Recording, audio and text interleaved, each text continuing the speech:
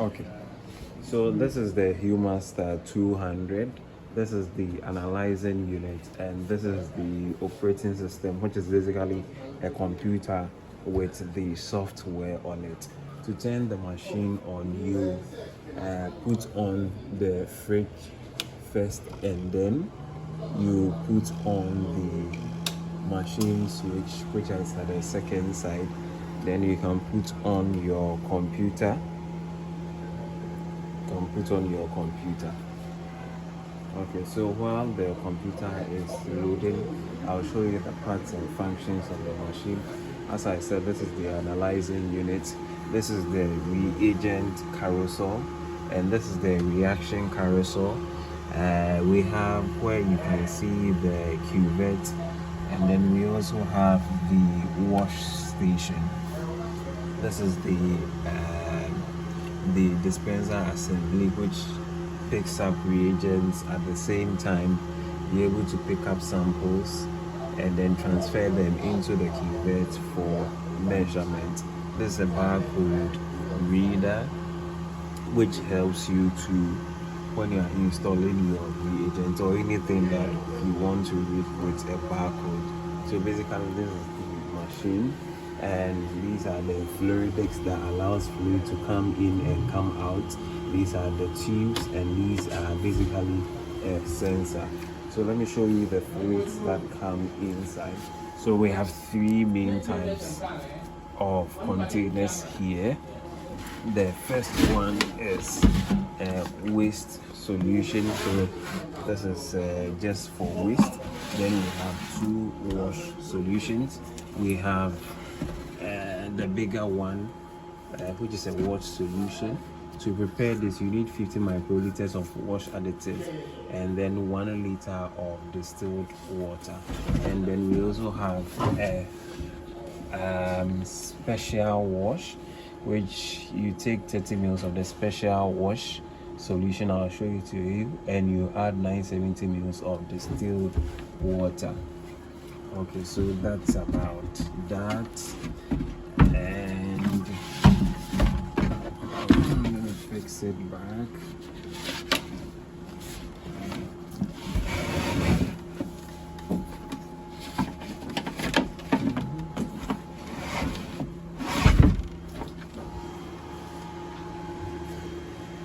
Okay, so this is the wash solution. It comes in this form and in 30 mils. So that's the wash solution. It comes in 30 mils, and then you add the distilled water to it. Okay, so that's about that. Let's come back to the operating system again. So this is basically a computer, and then we have the software on it. So you come here and then you click on the software and then to load. So you also click in at the center, and then it will start opening.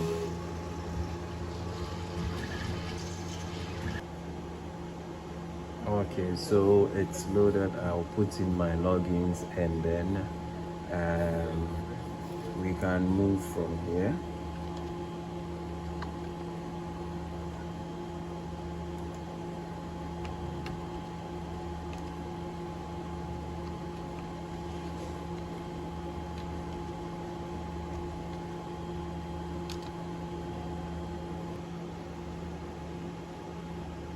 Okay, so once you log in and the system opens, you'll have to warm up. So you see that it's warming up. To warm up, it will now have to set to the right temperature, which will take time.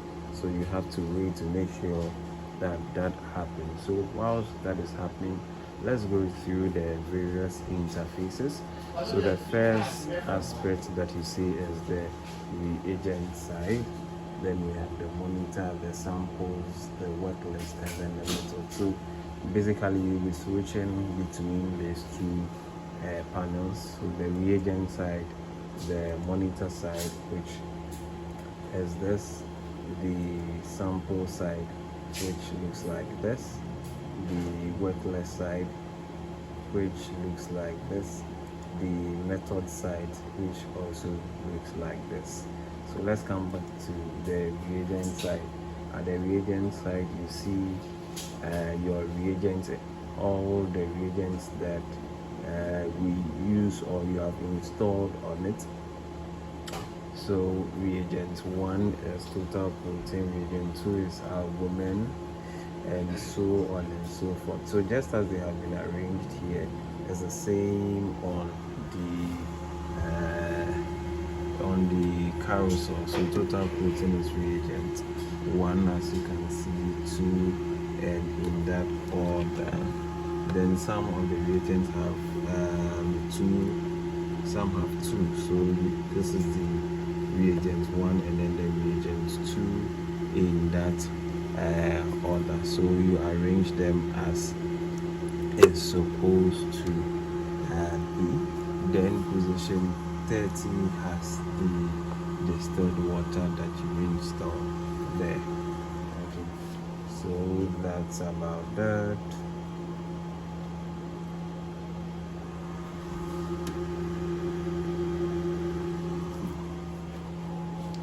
So basically that is what you do here.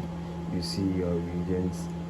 This place tells you all the positions and what is available there.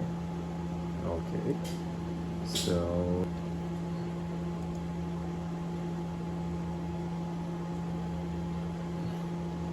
you come to your work list side, and then you have to create a work list.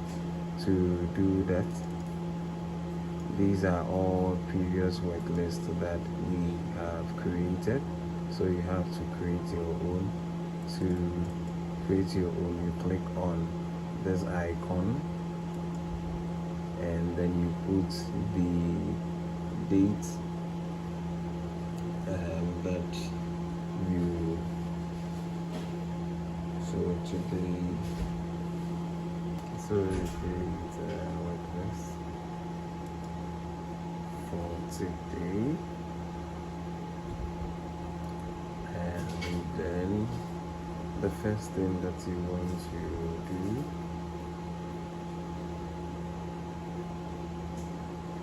this is the test side. We have the test, we have the calibration, and we have the keys. You go to the calibration side, and then you come to the reagent blank, and then these are different groups of tests that you can select from, but you want to do for the profiles. So you do for select the lipid, select the select energy. So these are all reagents that you want to run for. So that's what you do. So you're doing a blank form. So right now you've not scheduled them. You have to highlight and schedule them, but before that we have to wait for warming up to get done.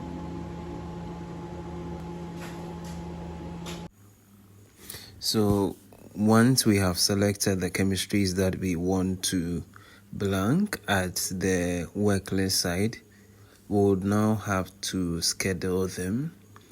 To do that, we'll highlight the chemistries and then we'll click on the 9 dots at the right top corner to schedule them. So we do the first 5 items, we highlight them, and then we'll schedule them. Realize that total cholesterol has repeated itself, so we'll not select that one again. And so when you click on the 9 dots, the third option is execute. You click on the execute, and now it's scheduled. Total cholesterol has repeated itself, so we want to eliminate that one. So you click on the 9 dots and then you remove. It will tell you are removing selected test, proceed. So okay, and then it will remove that one. Then we do the next 2, creatinine and then urea. We highlight them, and then the same process to execute. Now, the ions, that's potassium, sodium, and then chloride, will not use this machine to run it. We'll use a separate machine, the HumaLight Plus 3. I'll show you how to do that in another video. So we will not schedule that here. After we've gotten our final results, we can edit and put the values in for that one. So we move to the next set, which is the LFT profile. So we select all and then we also execute. So once you are done, it will be scheduled and you can press the play button and then it will start working, as I already showed you, to make sure that you are calibration side and at reagent side. Then you press your play button and everything begins to work. So that's basically how you run your blank. So you look at the machine will begin to work. It picks the DI water and then goes to the reagent. It begins with the creatinine.